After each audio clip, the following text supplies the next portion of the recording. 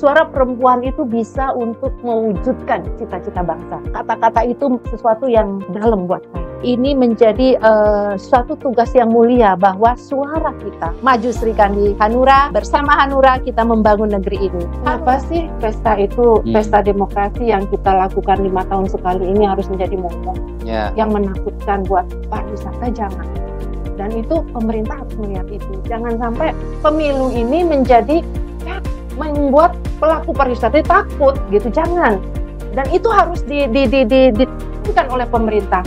Tidak akan terjadi hal-hal yang menakutkan, bahkan kunjungan akan meningkat karena kan pasti libur, sehabisnya libur. Yuk kita rame-rame merayakan pesta demokrasi ini dengan tidak menghancurkan sektor pariwisata.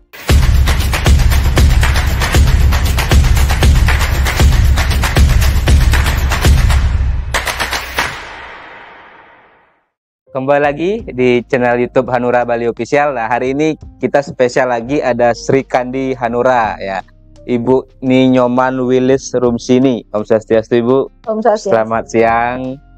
Ini saya dengar kabar Ibu baru saja dipercaya menjadi Ketua Sri Kandi Hanura Bali DPD Bali. Benar ya? Betul. Sri Kandi Hanura Bali. Ya. Oke. Ya, ini yang menarik buat saya, kan Ibu latar belakangnya profesional di praktisi pariwisata. Sekarang menerima mandat menjadi Ketua Sri Kandi Hanura DPD Bali.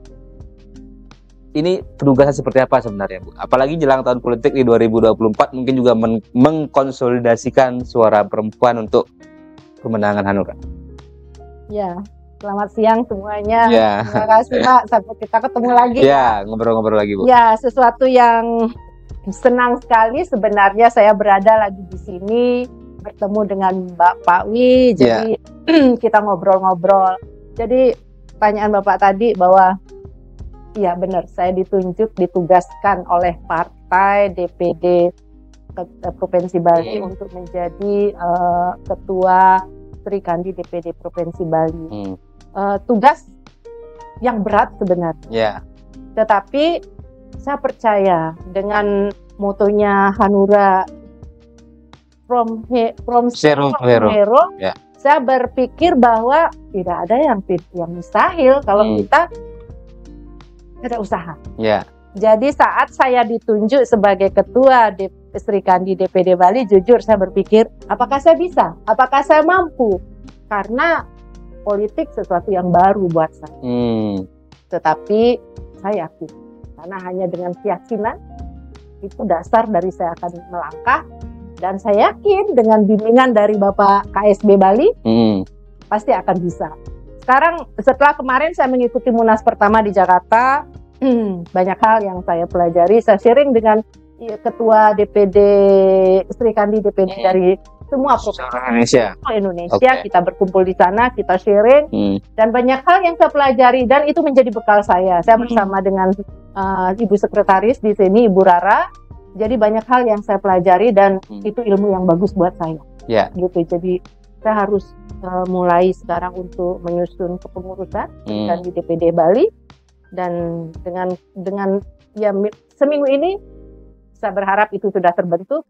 Setelah itu, setelah semuanya clear secara formal, secara kepengurusan, nanti kita akan susun bahwa perempuan Sri Kandi Bali akan bisa benar-benar menjadi organisasi sayap Hanura Bali yang juga akan mewarnai lah 2024. Kalau sedikit bicara, sebenarnya apa sih, Bu, tugas dari organisasi sayap partai atau Orstap Sri Kandi Hanura ini, Bu? Khusus juga di Bali, nanti apa mungkin yang akan menjadi penguatan program? Ya, bahwa suara perempuan itu adalah suara yang bisa cita-cita bangsa, cita-cita bangsa. Suara perempuan itu bisa untuk mewujudkan cita-cita bangsa. Itu yang kata-kata itu sesuatu yang dalam buat saya. Jadi sebenarnya perempuan itu kan seseorang yang kuat. Jadi kalau perempuan sekarang dimasukkan menjadi organisasi sayap adalah melekat ke induk partai. Dan perempuan itu kuat. Jadi nanti Sri Kandi Hanura itu akan mensupport, baik itu perolehan suaranya, kita harus tentu harus bergerak tentunya ya, dan juga setiap ada perempuan organisasi itu akan manis, akan kita lihat dari kalau dia sendiri, bapak-bapaknya sendiri kayaknya nggak kuat dia. Ya, artinya sebenarnya bisa memberikan warna yang berbeda, tapi memang bukan sekedar pelengkap kan begitu? Enggak. Saya tadi ngobrol sama Pak Sekjen, jangan sebagai pelengkap. Itu saya bilang, saya nggak mau Pak, Sri Kandi Hanura Bali hanya sebagai pelengkap. Saya bilang, enggak ya sih sebenarnya, padahal saya nol. Tapi itu karena saya harus memotivasi diri. Saya harus memotivasi diri untuk saya bisa. Gitu. Karena pada saat kita pesimis tidak akan bisa melangkah. Gitu. Optimisme itu adalah sebuah dasar untuk bagaimana kita bisa bergerak kan begitu. Betul. Bu. Nah, landasan bergerak itu kan tadi bahwa Ibu sebelumnya adalah seorang profesional. Kira-kira apa yang akan Ibu bawa untuk mewarnai organisasi ini? Kan tentu harus ada pendekatan manajemennya mungkin berbeda gitu. Artinya dengan pendekatan mengurus perusahaan, dengan pendekatan mengurus organisasi sayap, apalagi partai politik begitu. Kira-kira apa penguatan yang Ibu lakukan nanti untuk organisasi? Ya, saya nanti kalau sudah terbentuk, saya akan ketemu pasti. Ketemu, kita saling mengenal satu sama lain. Kita ngobrol kayak ibu-ibu arisan. Jadi kayak ibu-ibu ngerujak gitu ya, ngobrol di situ. Saya yakin sekali pada saat kita ketemu dalam kondisi situasi yang santai, yang nyaman, kita perempuan berhahaha, itu akan banyak ide yang keluar. Saya yakin itu. Artinya santai, tapi yang outputnya adalah bagaimana membangun bangsa, program-program untuk masyarakat. Kan itu sebenarnya bukan sekedar hahaha yang tidak ada ujungnya gitu. Dari ketemu itulah nanti kita akan tahu bahwa Sri Kandi yang kita ajak ketemu ini apa idenya gitu, apa program-programnya. Pada saat kita ketemu itu kan poinnya kita udah tahu, yuk kita ketemu dulu, kita ngobrol, kita ini Sri Kandi Hanura, itu yang bisa kita lakukan. Tapi ini kan juga menjadi persoalan klasik sebenarnya Bu, di sebuah organisasi partai politik, mungkin juga di organisasi saya partai, walaupun spesifik misalnya organisasi saya partai perempuan gitu, karena kan anggapannya dunia politik itu masih dunia miliknya laki-laki gitu, perempuan masih minim ke dunia politik, sama case-nya dengan anak-anak muda yang masih apatis dengan politik. Perempuan pun sebagian besar masih menganggap itu politik bukan dunia saya. Nah, kira-kira penyadaran seperti apa yang akan Bu Wilis berikan dengan organisasi sayap Sri Kandi Hanura untuk meyakinkan perempuan ya Anda bisa loh berpolitik, dan Anda berkontribusi untuk mewujudkan cita-cita pembangunan bangsa.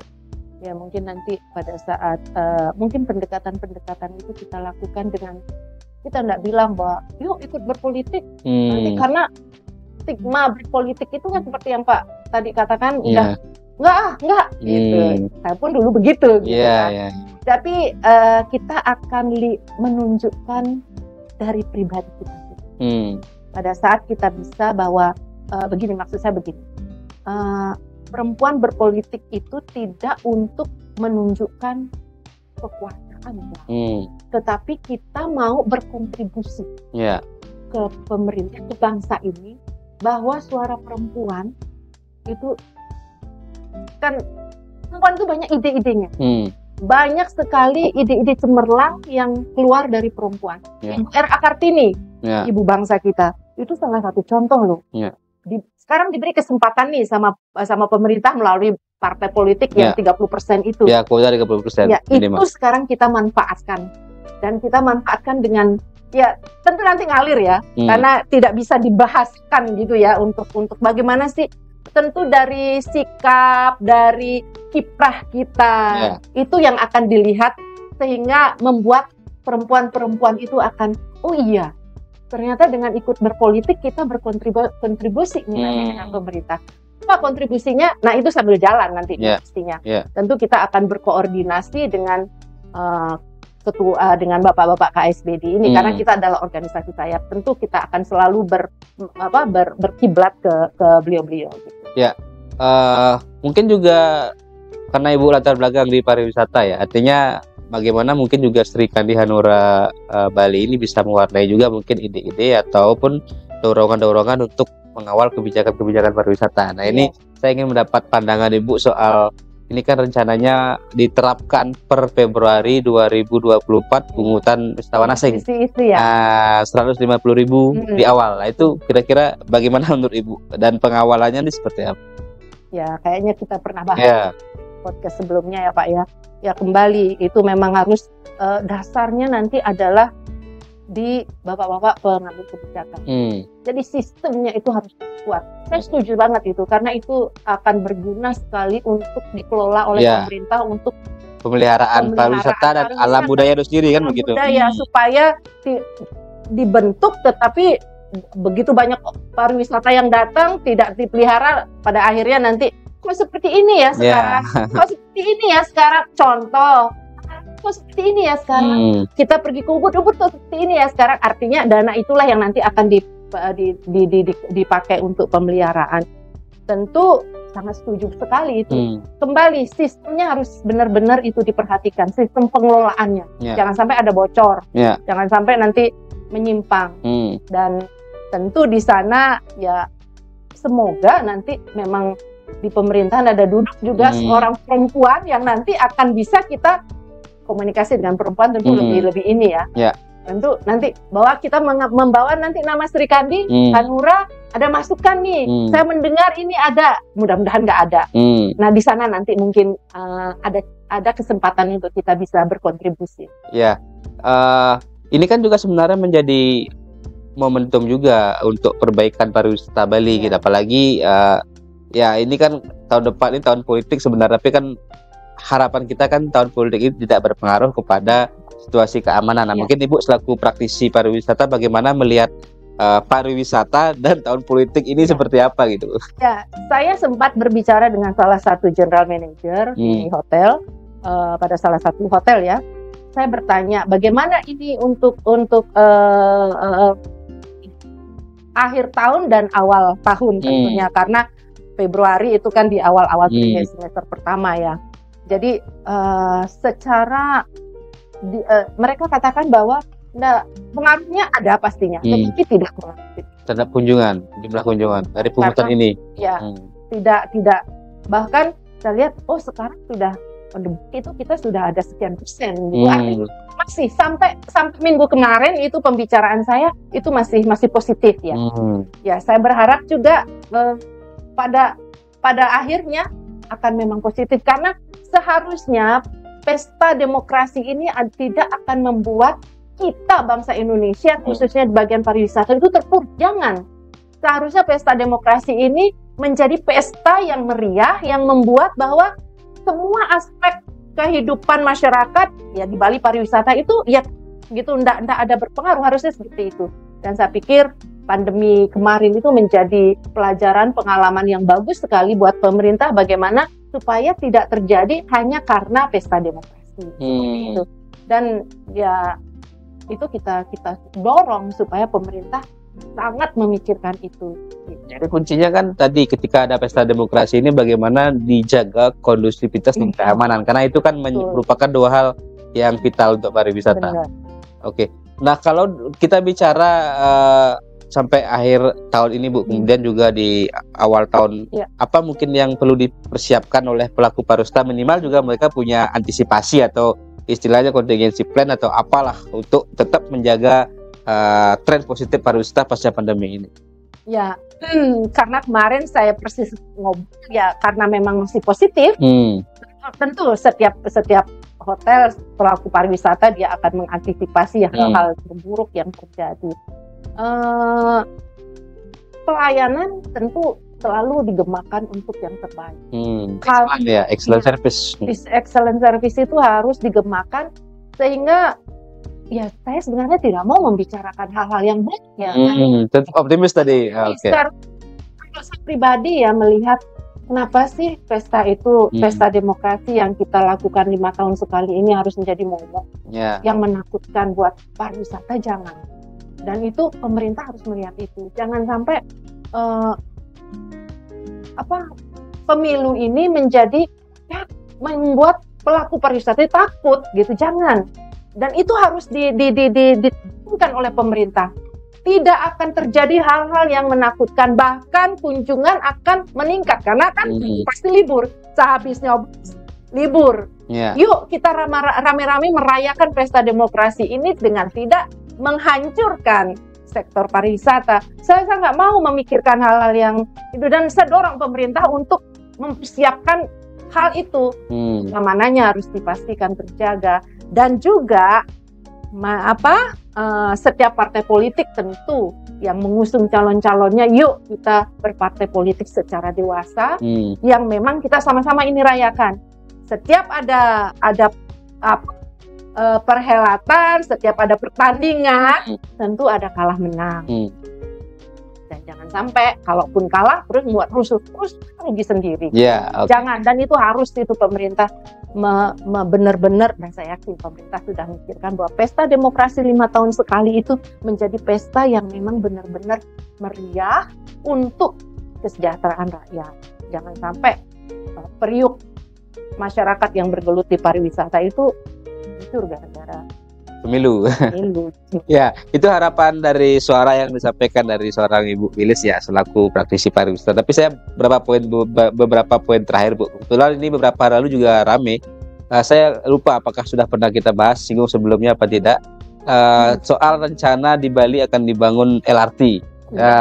Bandara ya di 4 titik Sanur juga kalau nggak salah. Tapi kan itu baru rencana, dan sebelumnya pemerintah Provinsi Bali katanya menggandeng pihak Korea untuk melakukan feasibility study. Bahkan kalau nggak salah di awal, gambaran awal kasarnya angka investasinya sekitar di atas 10 triliun. Tapi kan kemarin Pak Luhut mengatakan memang Bali ini butuh seperti itu. Nah itu dari perspektif Ibu selaku praktisi pariwisata, seperti apa memandang kebutuhan Bali terhadap infrastruktur transportasi massal seperti LRT, juga tidak hanya untuk pariwisata sebenarnya, tapi kan untuk kita semua. Pribadi saya setuju, karena salah satu contoh itu benar-benar sampai saya pernah mendengar kalau tidak ada kepentingan nggak usah kecanggu deh. Iya, ngapain gitu? Ngapain? Karena memang di sore hari, jangan sore, kayaknya sepanjang jam, all day. Jadi itu sangat saya setuju, dan memang sangat dibutuhkan. Tidak saja pelaku pariwisata, tetapi penduduk Bali pun membutuhkan itu, karena supaya ya infrastruktur itu kan memang benar-benar nomor 1. Saya setuju dengan Bapak Presiden Jokowi, ancung jempol untuk Bapak Presiden Jokowi yang memang membangun infrastruktur, karena memang infrastruktur itulah yang nomor 1 yang menghubungkan satu daerah, satu area ke daerah lain, dan mengakibatkan akan kesejahteraan penduduk rakyat pasti itu. Karena kalau tidak ada infrastruktur sudah kayak gitu, harusnya cuma dengan 30 menit berjam-jam. Nah, ya produktivitas juga turun. Selain itu kan juga sebenarnya beberapa kajian mengatakan kemacetan itu kan berdampak kepada mental health. Iya, jadi kesehatan mental gitu. Iya, sudah katakanlah umpama nih kamu melakukan penerbangan selama 2 jam, 3 jam, 4 jam. Udah capek lah. Sekarang udah nyampe turun, di sini, turun mau ke hotel atau ke destinasi, terjebak macet lagi. Macet itu membuat frustasi lah ya. Image banyak itu sudah begini, nggak happy lah. Kesan pertama kan sebenarnya di sebuah destinasi itu yang akan menentukan pengalaman atau kesan-kesan berikutnya mereka selama berada di destinasi, kan begitu sebenarnya. Dan saya pikir itu ide cemerlang yang memang disupport dan harus direalisasikan. Ya, tapi ini kan persoalannya mungkin tidak sesederhana yang kita bayangkan, karena butuh investasinya paling tidak minim-minimnya mungkin katanya 10 triliun atau bahkan bisa lebih. Nah, mungkin masukannya Ibu kira-kira seperti apa ini agar bisa didorong terrealisasi? Karena kan ya kita tahu juga di Bali ini banyak tantangan juga untuk membangun, belum lagi aspek ya bisa kalau kita bicara kesucian, belum lagi aspek budaya, belum lagi misalnya ada penolakan dari masyarakat, belum lagi tanda kutip ada free rider, ada pihak-pihak yang ingin mendapat keuntungan gitu. Ini kan kompleksitasnya sebenarnya sangat tinggi gitu. Walaupun sudah ada duit, mungkin nggak bisa dibangun gitu. Ya, gini, memang pada saat kita, apalagi ini pekerjaan besar, yang melibatkan semua aspek kehidupan. Baik itu agama, budaya, dan semua. Jadi banyak kepentingan juga. Tentu, nah inilah harus dibutuhkan hati yang memang benar-benar hening, hati yang memang benar-benar saat para bapak-bapak, ibu-ibu, pemangku jabatan duduk bersama, setiap komponen, setiap mereka yang terlibat itu memang harus dengan hati yang jernih, melihat tidak dengan ngotot-ngototan tentunya, melihat ke depannya. Kepentingan yang lebih besar ya. Nah, itu yang memang hanya hati yang hening yang dibutuhkan saat berkomunikasi tentang hal itu. Karena pastilah itu bisa dicari lah sama pemerintah ya, apapun itu konsep sistemnya nanti, tetapi yang penting di sini ada jaminan, satu, kepastian dari sisi regulasi untuk menjamin kepastian investasi, kedua kepastian bahwa ini tidak akan ditolak, kan begitu ya. itu masih panjang ya, tetapi walaupun panjang tetapi memang harus, kalau secara pribadi saya sempat ngobrol kok sama teman-teman begitu Bapak Luhut kemarin menyampaikan hal itu. Jadi yang saya ajak bicara itu memang setuju, karena memang ya mungkin dengan kasat mata kami ya, melihat begitu persoalan kreditnya, karena kita hanya melihat saat ini adalah kreditnya ya, macetnya ya. Nah, untuk hal-hal lain monggo bapak-bapak di sana yang yang yang mendiskusikan. Jadi kalau bahasa saya sejauh ini yang bisa kita lihat hanya adalah skalanya adalah macet. Di skalanya kita nggak tahu kan begitu. Nah, itu beliau nanti ya. Kita ya sebagai masyarakat. Oke. Siap. Terakhir Bu Wilis, mungkin terakhirlah pesan kepada teman-teman, khususnya tadi kembali ke soal posisi Ibu sebagai Ketua Serikandi Hanura Bali, ajakan kepada teman-teman nanti kaum perempuan di Bali, khususnya juga para pengurus, juga dalam konteks menyukseskan pesta demokrasi di 2024 sebagai sebuah closing. Silakan. Baik, saya mengajak Serikandi Partai Hanura Bali, yuk kita bersama-sama mensukseskan pemilu dengan memberikan kontribusi buat bangsa kita ini melalui pesta demokrasi ini. Kita ikut berpolitik tidak berarti kita mengesampingkan tugas dan kewajiban utama kita sebagai ibu rumah tangga yang di rumah mengurus keluarga. Tetapi ini menjadi suatu tugas yang mulia, bahwa suara kita nanti ikut menentukan keberhasilan, kesuksesan bangsa kita. Maju Serikandi Hanura, bersama Hanura kita membangun negeri ini. Hanura bangkit jaya menang. Ya, oke. Ini luar biasa vibrasi positif yang kita dapatkan dari seorang Ibu Wilis. Terima kasih Bu sudah berbagi dengan kita. Terima kasih Pak. Ya, nanti kita akan sambung di kesempatan berikutnya. Dan tadi pesannya untuk pariwisata Bali, jangan sampai pemilu mengorbankan pariwisata. Kita jaga bersama. Priok nasi kita bersama di Bali adalah pariwisata. Terima kasih Bu Wilis. Kita sambung di kesempatan berikutnya. Salam hati nurani.